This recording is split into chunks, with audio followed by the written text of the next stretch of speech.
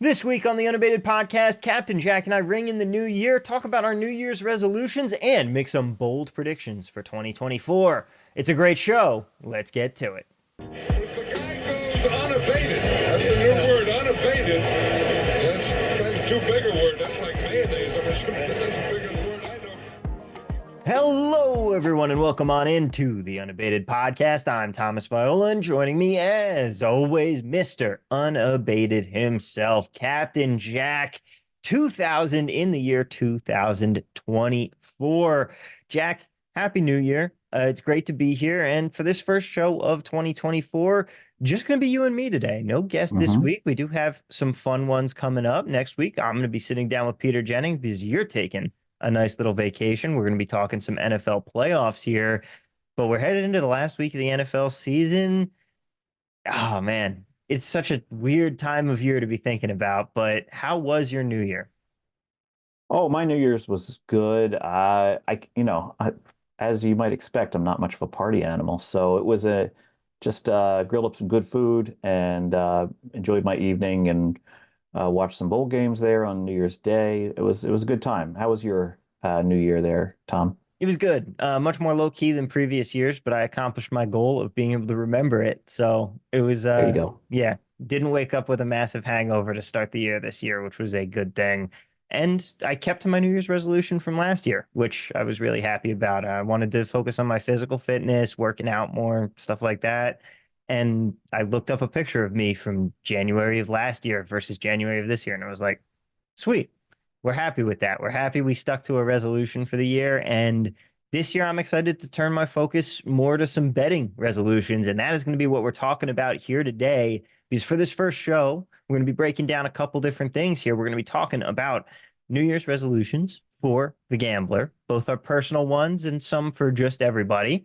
And we're also going to be making some predictions. We've got normal predictions, lukewarm, mild predictions. And then we're going to have our bold, our Rabiata prediction. We're each going to make one massive swing for the year as well. I'm hmm looking forward to it. Going to be a fun show here, Jack. Definitely. Yeah, let's kick it off with these resolutions. So you start. What's one of your resolutions for 2024? My number one resolution and the most quantifiable one that I do have is a change to my own betting habits. I want to track my bets a lot more rigorously. Uh, hmm Last year, I was definitely able to do a lot of this. Like I was just using BetStamp, and no shade to BetStamp, the product at all. I like using them for, at the very least, the basic tracking, the tracking the wins and losses and how much money you're up or down. But I'm using the unabated spreadsheet that Jason was so kind enough to build for us and that you can get if you are a member of the Discord or if you just look on our Twitter. We've got it posted everywhere for people. But I'm using that spreadsheet and I want to be much more diligent tracking my closing line value, things like that, and just having a more in-depth tracking for my bets in 2024. Yeah, that's a great idea. There's so much you can learn from looking back at what you've done and tracking it forward. My only, my only word of caution about that is sometimes you fall down the rabbit hole of trying to always establish a high score. Mm-hmm. Like you play a game, you always want to beat your high score.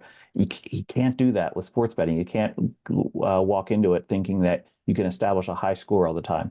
There's going to be some slides and some funks that you get into, and there's going to be times when you're just well below where your all-time high was. So as long as you're okay with that, I think tracking is a great idea. I Um, definitely had to keep that in mind. Like when I had a particularly rough October this year, and I mm, watched that all-time win figure slip down, and it was just, oh, I crossed back under some milestones that I had set for myself and that I had mhm. accomplished. I definitely feel that. Yeah, my problem always used to be I always wanted to maintain this like number average, Hmm. and I would get myself too wrapped up in saying, "Oh, I'm behind average. I got to get above average to get back to average." And it's basically like chasing losses, but you're chasing numbers on a spreadsheet. Yeah. For who? For what? There's nobody that's going to. And when I look back on spreadsheets I've had tracking results from 10 years ago, I don't remember why there was a dip there or why The chart kind of went off kilter there for a little bit. It doesn't matter. That money's long been established. It's not like I give two thoughts to that day where I didn't hit my average back in 2014. So, yeah, look, to borrow a line from Ted Lasso, if you can have the memory of a goldfish, it's really going to be beneficial for you when it comes to, well, maybe not a goldfish, but when it comes to tracking everything, it's good not to dwell on all-time highs. Yeah, I want to focus on like tracking my closing line value. That's my next step here. And I know that one of your resolutions is not quite closing line value related here. You're doing something a little bit different. Yeah. So, look, I've reached the point in my career where sometimes you just got to mix it up a little just to see how it goes. So, this year, what I'm doing is I'm not tracking my wins and losses. It's a bold I'm tracking. strategy. Yeah, I know. The tax man loves that. No, look, I can at any time I can look up my wins and losses. I can figure it out. They will be, I will tabulate them from time to time. But for my daily tracking, I'm only tracking my EV, expected value, because I want to just see if I focus just on EV, how much different my approach will change. I think it'll be harder to do negative EV things if I'm tracking EV, because that's going to be a negative number on my sheet, no matter how much I try. If I'm making a negative EV bet, it has a negative EV consequence. So I'm just going to track EV for a while, see how this goes. Um, it could go two ways, Tom, because I could probably approach it and be like, okay, I'm just, seeing this number continually increase. There's no real losses. If you're always making positive EV bets and you're only tracking EV, your number is just going to go up and up and up. But I can also see myself looking at this the same way I just talked about, potentially not wanting to look at it in chasing these numbers and comparing yourself to a spreadsheet. So this isn't my main resolution, but this is something that I'm doing this year. I'm just going to track EV for a while. And for those of you who are wondering, well, don't you need to track wins and losses for tax purposes? I file as a professional gambler. If you listen to our podcast episodes with Zach, the CPA, I file as a professional gambler, and so my wins and losses are netted into Schedule C. In other words, they're above line. So I don't need to declare wins on one line and declare losses on another line. It's all just netted into the Schedule C. So I can keep my own records the way I please, as long as I can, verify them to the IRS if they ever want to see them. I am actually looking forward to tax season this year. Well, as looking forward to it as one can be, solely because I have completed a full year here at Unabated, and all my time before this has been as a freelance contractor for like the various jobs that I've had.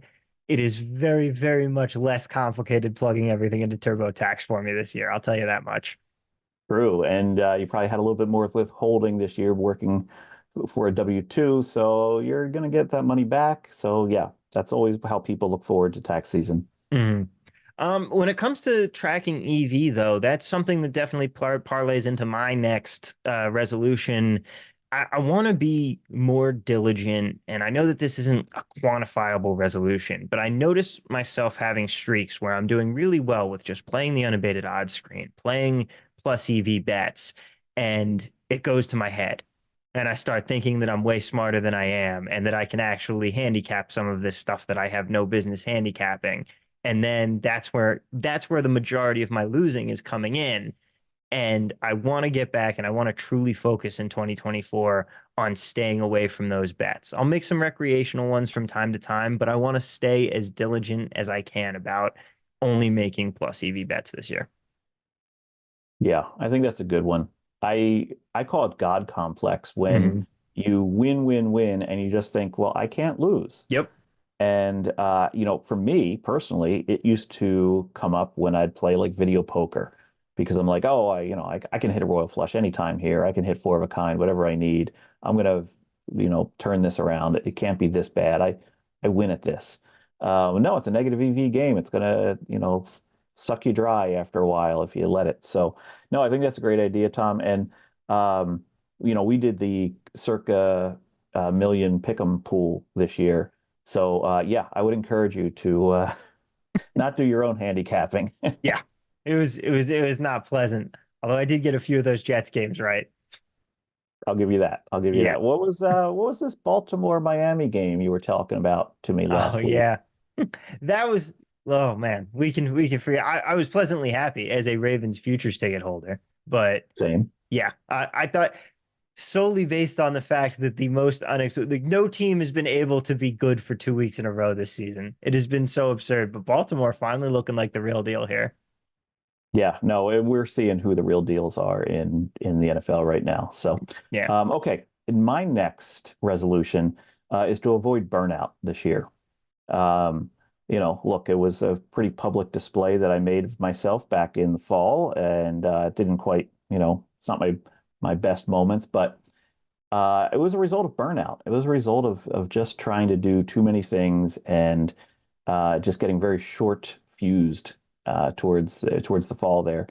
And one of the things that I'm always telling people is you need to pace yourself when it comes to sports betting because sports betting will take all the time you give it and still ask for more. And I didn't listen to my own advice and I gave it too much time and I gave a lot of things too much time. And so I think it's wise to figure out the days that you can take off and take them off. You know, I tell people this all the time. I hate betting baseball. I love betting baseball, but I hate it at the same time. And every year I say to myself, okay, come June 1st, I'm done until maybe preseason NFL, but I'm taking at least 2 months off. And every year I get to June and I just don't feel like I can afford to take the time off. I need to keep working at it, or I figure some angle out that I want to keep playing. And I end up betting through June, July, August. And then the NFL comes and I'm feeling already kind of burnt out because I've just done 8 straight months of just grinding. So this year, I'm not saying I'm going to take those months off because, quite frankly, in the past year, I discovered there are some other summer sports that are wildly profitable thanks to Unabated. And so, yeah, I'll probably keep betting, but I need to take time off in spurts, days, maybe a week here and there, maybe a month in the summer. I don't know, but I need to avoid burnout this year. I like that a lot. One of my resolutions last year was to spend some more time with my family, and I was very happy that I was able to do that. Because for a lot of the time, for the first stretch of my career out of college, you feel that pressure of you have to be there, and you can't take a weekend off. And I Hmm. missed some things. Like I don't remember I don't remember the extra the weekend that I spent working at VSIN. They certainly don't, but I remember the weekend that I spent snowboarding with my dad. Like Hmm. it's having those priorities in order the right way and knowing when it's okay to say, okay, I can take some of this time for myself. And that's a good thing. So I definitely sympathize with the avoid burnout resolution there. My last one is again trying to set goals, not goalposts. I want to build a player model by the end of the year, probably for NBA. Not something that I intend to be able to bet with, but I want to be able to put something together that is functional and works. That will be the progress that I want to see out of myself for this year when it comes to being able to start originating. That's ambitious, It is. but I think it's totally doable. Mm-hmm. I think, and I know you well enough to know you know all the tools you need to put together to make this happen, and you have some assistance in some very talented people. So I'm looking forward to see what you come up with. And if you ever need somebody to kind of test it out, let me know. Much appreciated. Yeah, I want to start taking those steps. I feel like over football season we've been so busy, I've plateaued a little bit in my gambling knowledge, and well, I know I'm not at the peak. I want to keep going up, and it's time to start focusing on that again as we're leaving football season and a little bit of the busyness behind. Yeah, definitely. Do you have Do you one want to more? get? No, probably not. No, I was going to segue us into the predictions. Let's do it. So, all right. I think it's kind of fun to look ahead and try to figure out what's going to happen. So we have two sets of predictions here. We have the regular predictions and we have the bold predictions. Anyone that watches the NFL Network on Sunday mornings and their pregame marathon that they do, they know that they have these bold predictions. And these are things that I think they've hit maybe one of them in 3 years. These are things that they just take wild moonshots. We're going to get to those bold predictions in a minute. We're going to start out with some things that actually could happen, and I'll kick us off on this one. I think we're going to end 2024 with less sports books than we began with in 2024. It's just basic economics. There's too Yeah. many sports books that are trying to do the same thing that have very little market share. They have very little footprint in states, and they don't really have any competitive advantage to get ahead in the market share. They're just basically existing. A lot of them have been waiting for internet casinos to be legalized, and that's where they're really going to make their money. However, the landscape for internet casinos continues to be a little bit murky. It doesn't look like we're going to get legalized internet casinos in too many more states in 2024. And I think that's going to cause some to exit the market. I'm not going to name names, but I think some of the lower tier recreational style sports books just aren't going to make it through 2024. Now that, oh, by the way, let me caveat that and say, I'm just talking the regulated markets. Your money's safe, even if the sports book decides to close up. The regulators make sure they have proof of funds. I don't want to, don't want to worry anybody. Yeah, this is very much not a not a time to panic kind of prediction. Yeah. Um, I mean, hopefully we see some more sharp sports books starting to pop up, and maybe just some people trying to do things different. We're already seeing that in the landscape, like prime sports coming into things. Mm-hmm. We see it in the exchange landscape, which we're going to talk plenty about in these predictions. But yeah, it's tough to see things continuing on the current path of expansion without some consolidation coming. And we've already seen it. I mean, here in Vegas, we saw it with the Caesars William Hill deal. Mm-hmm. Yeah, and it's going to continue. Yeah.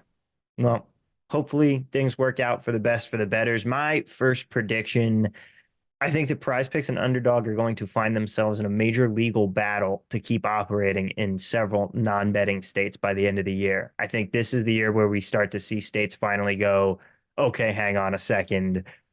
We're not entirely sure that there's going to be a time within 2024 where we get a full, definite, concrete definition of fantasy sports versus betting and skill based versus luck based. Yeah, I agree. Yeah, look, the only thing that Underdog and Prize Picks have on their side is that DFS betting, whatever you call it, is state by state. So it's going to be a fight they have to fight in multiple jurisdictions. And that actually helps them because not all jurisdictions are going to approach it the same way. Some might just kind of give them a slap on the wrist and say, oh, just pay us a fine or pay us more money and we'll make this go away. But a major fight would be like California, which is the fourth largest economy in the world. And it's going to be a major influence on the profitability of those companies if they have to fight for survival in California. And, it's been pretty evident that DraftKings is setting their sights on Underdog and Prize Picks. They're taking them on with this Pick Six product. So, yeah, I agree. I think there's going to be a lot of court time for UD and PP in 2024. What do you got up next? Let's see. I think in-game props are going to be hugely popular by the end of 2024. This is basically how things have been going for a couple of years. We wanted to get more live betting. We wanted to get more micro betting. And when I say we, I mean the operators, the industry itself. We wanted to encourage bettors to bet more often. And we know that the bettors love the props. They love the DFS pick'em stuff. And so this is it kind of brings it all together. There's going to be in-game SGP, in-game player props. And, anytime there's something new that's kind of coming on, that's an advantage for sharps to, figure it out before the operators can get it right. So keep an eye on in-game props. I think there's definitely some possibilities there for a sharp bettor. My next prediction, I think in 2024, it will be remembered as the year DraftKings enters Nevada. Oh, I think this is the season where it finally happens, where they finally break through the great firewall of Nevada sportsbook and casinos. We already see it with the fact that they acquired the Golden Nugget. They've got their foothold, and I think this is where we see them start to make that move as they go to expand into one more state. yeah. Nevada is a tough silver nugget to break. And The reason, because it's an old boys network there and everybody knows it. And DraftKings has been taking a lot of steps to win favor. They've made big donations to UNLV and University of Nevada. And so, yeah, this could be the year that it happens. That's not a bad prediction. I like that prediction. A part of me Be hopes it interesting to see happens. a DraftKings branded sports book either downtown or on the strip. Yeah. I hope it happens, and I hope that we can finally start seeing some expanded betting menus here in this state. That's Yeah. probably further off than 2024, though. Yeah, there's so many regulations in Nevada that just gum things up. Mhm. They can't get out of their own way sometimes.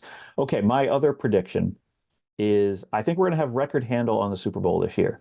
That's not very bold. We've been hitting records every year, but this year just feels like the people are in tune with the betting this year more than they have ever been. And I hope we don't end up with any kind of controversy, referee controversy in the Super Bowl, or some kind of cries of a rigged game. I have very little tolerance for stuff like that. But I do think this is the year we set new record handle numbers. I should have done my homework and should have looked up last year's handle numbers. The trouble with handle numbers are they come out state by state, and some states don't differentiate the Super Bowl, and some states are like a month and a half behind in reporting. So you can go into like April or May before you're ever going to get the final number. But the major states like Nevada, like New Jersey, like Colorado, Pennsylvania, New York, they'll have that number out within a day or two of the game. And I think those numbers will be record setting. I like it. I like it. And, just touching on that referee controversy thing and the cries for a rigged game, this week made something, and maybe this is we're making predictions here. This is a bold prediction, but it's not for 2024. It's for well beyond. Jack, I think within your lifetime, the NFL is no longer the king in America. Hmm. You should have made that your bold prediction because I, that's but the thing is, it's not a 2024 prediction, so yeah. I can't. But I've been thinking about this, and this week with the Lions game and that whole fiasco, it it's every week we're talking about the referees, we're talking about problems in the sport, and you look at the NFL product that we have had this year. It You got the countless injuries, you have the complete desire to just over legislate the game. Everyone who wants to ban the hip drop tackle in the NFL should be forced to sign a list so that we know who is and isn't allowed to complain when the ref show comes back next year. This sport doesn't need more rules. It needs fewer rules and it needs better officiating. And I think that within the next 30 years or so, are going to be hitting that point where everything is coming together, where the NFL is delivering a subpar product. You already have the fact that the talent pool diminishes every year because parents don't want their kids playing at the youth level anymore.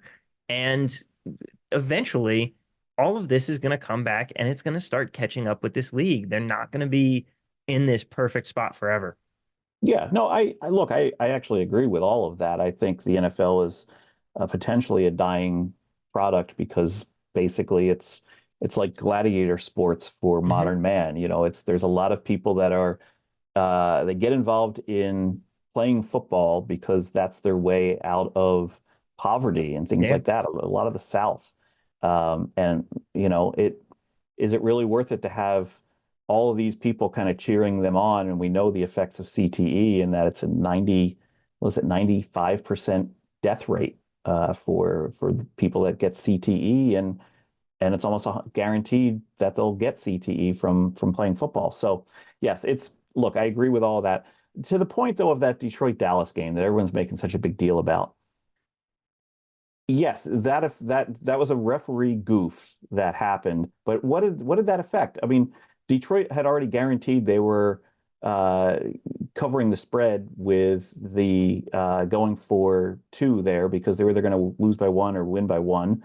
I believe all the sports books basically said most of their action was on the Dallas money line, which that ended up hitting. So it's not like the sports books had called the referees and said, this is the side we need because it wasn't the side they needed. So anytime that the public gets up in arms about the referees, what it must have been on this side of the game, well, then go bet that referee side of the game. If they really think that that's how simple it is, well, then go find which side the referees are on. it makes it a lot easier. Of course, that gives rise to all these Twitter idiots that claim they have rigged games that they can sell people. So, maybe you shouldn't follow my advice. Well, my problem with the referee goof wasn't what wasn't any semblance of foul play or a rigged game. It's just the fact we wager real dollars on it. Like every week, there's a new referee controversy. You need better officiating. You need the officials to simply be better at their jobs because Hmm. eventually it's going to get to the point where people are like, "This is ridiculous." Eventually, people are going to get tired enough that they're gonna turn it off. That's that's going to happen if you keep having these egregious mistakes like this. It has nothing to do with the integrity of the game there.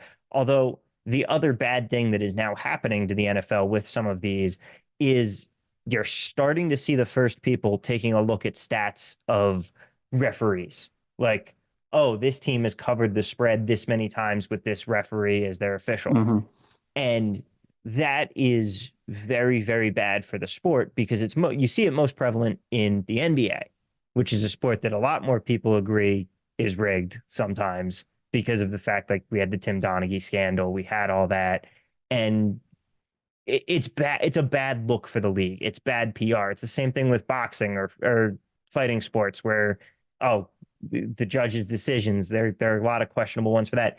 You need people to trust the integrity of the game, and the NFL does not want to start going down this path. But this is all well, it's a different conversation of different predictions because this is for much longer than 2024. Yeah, and this isn't anything this podcast really gets into. Like, Mm-hmm. I don't think it's worth talking about it anymore. Yeah, It's if you believe what you believe, my position is the betting market solves all. So yeah. let's get into our bold predictions. Mm-hmm. Oh After all of no, that, let's get into the ones that are gonna I be I real actually moonshots. I actually do have one more non-bold prediction for you, and Oh, okay. it actually does involve football, but this was my final actual prediction for the year 2024. We will see in the next NFL season an ESPN branded betcast. Oh, well, yeah, I would hope so. Like, I mean, Yeah. they've leaned into this so much that I think they already do it, don't they? Don't they do like a version of the Monday Night Football? I know they have the Manning cast, but I think they already, I don't know. I don't I think don't they do, watch but enough I'm talking sports to about know, like but I'm talking about like we're going to have a broadcast. We're going to have an ESPN broadcast for a Monday Night Football game that explicitly talks about spreads and totals. okay. I think we already have, but I don't know for sure. Well, Um, Maybe it's not one that's been broadcast on TV. Maybe it's just been streamed. But yeah, maybe. yeah, here's the thing about those betcasts. Like, it's just a bunch of guys sitting around going, okay, he's 2 points closer to his over. Oh yeah, Okay, this is the rebound towards his over. it's not Like, valuable information. I'm just saying ow. that we're finally going to get to the point where we can talk about spreads and totals on a broadcast. You know what? Here, I'll give a shout out. Doug Kazarian did a betcast for, he's got some new startup venture that he's been doing since he left ESPN. But he did one for the semifinal games, the college bet football semifinal games.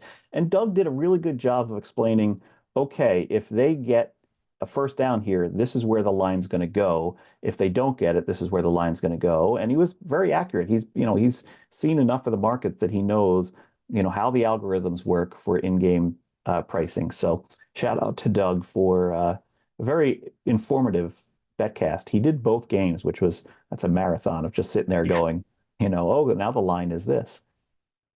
that's a lot of work, but good on him. Yes, and he did it just him and his dog. Mhm. Nice. All right, Jack. Let's get into some bold predictions here. Do you want to Hmm. go first or should I? I'll go first. So my bold prediction is that in 2024, the FTC is going to rule that exchange betting is not sports betting because there's Wow. not a house involved. And as a result, exchange betting does not fall under the Wire Act, and it does not fall under the regulation of the states. It's not a state thing to regulate. And I believe the Federal Trade Commission is going to legalize exchange betting. And so betting on an exchange would be legal in all 50 states. And there's nothing the states can do about it. Wow. because it'll be on the federal level. And if that happens, that's probably the death knell of sports betting, to be honest with you. Yeah. But it would be really cool to basically open up sports betting to the entire US, no matter what each state wants to do. Wow. Yeah. The ramifications and the implications there are so far reaching. Yeah, I mean, I don't even know if it would be a good thing. Yeah. It That would is the probably thing. wouldn't be actually. Yeah. Unwrapping all of that. But wow, hey, these are the bold predictions. These are Bold yeah, predictions. these are the 100 to 1 shots that we're taking here on this. They're probably not coming true, but I could see it in the landscape. It could certainly happen.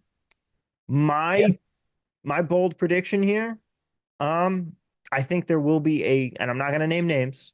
I think a sharp book will be bought out by by a larger, more recreational book Mm. in the year 2024. Might be Well, borrowing that prediction from somebody else here, just a little that's bit. definitely not a good thing. No, definitely not. There would be a lot of crying and gnashing of teeth with that scenario. Mhm. But I don't know. I think that this is going to be a very pivotal year for sharp books and figuring out how they can get market share and how they can grab a more recreational bettor who, quite frankly, does not care about price. Yeah. It'll be very, very interesting. I think there's a lot that needs to change in how sharp books are approaching the industry. You kind of called it there. You can't just keep telling people our product is the promo, Mhm. and it's because we offer better prices. That's why you should play with us. The public doesn't see it that way. You need to find another hook. You need to basically show them, hey, you look, you bet with us, you lose less, that sort of thing, rather than try to differentiate by price. It's the same thing, just spelled a different way. Yeah. So yeah, look, we'll see. I probably neither of our bold predictions are come true. I think our regular predictions have a pretty good shot of coming true, Mhm. and our resolutions, hopefully, they have a good shot of coming true for each of us. I think so too, Jack. It has been a pleasure. I'm looking forward to another exciting year of the Unabated podcast, of all of the awesome stuff we're doing. Because, hey, the YouTube channel is really taking off. People should be checking us out on there as well. Check us out, youtube.com/unabated, where Jack has been doling out some fantastic video content. And we will be continuing to do just that throughout the course of the year. And of course, as always, you can head to unabated.com. Check us out today. Use the promo code TV for a free 5-day trial. And if you use the link in the description of this video/podcast, you can even go on and set up a one-on-one demo where myself or Johnny Moe or one of our fantastic customer service guys will sit down and walk you through the tools all by yourself, just you and them, so you can ask all the questions you want. It really is fantastic talking to you guys when you come on for these. It's great helping people out. It's great showing you the ropes, and it's also great just talking. And I've made a few friends. I have a couple people who I met through some of these one-on-ones who I'm actually just still texting and doing some betting stuff with. So Great. yeah, it has been great. Highly recommend you guys feel free to use that link, sign up today. Of course, give us a follow, give us that rating and 5-star review. You know the deal. Help us out. Grow the podcast by telling other people to listen. If you don't like us, tell your enemies, trick them into listening instead. But for now, that is going to do it for us. We will see you for the rest of the year. And I'll be back next week with Peter Jennings talking some NFL playoffs. Best of luck to everybody. And as always, let's cash those tickets.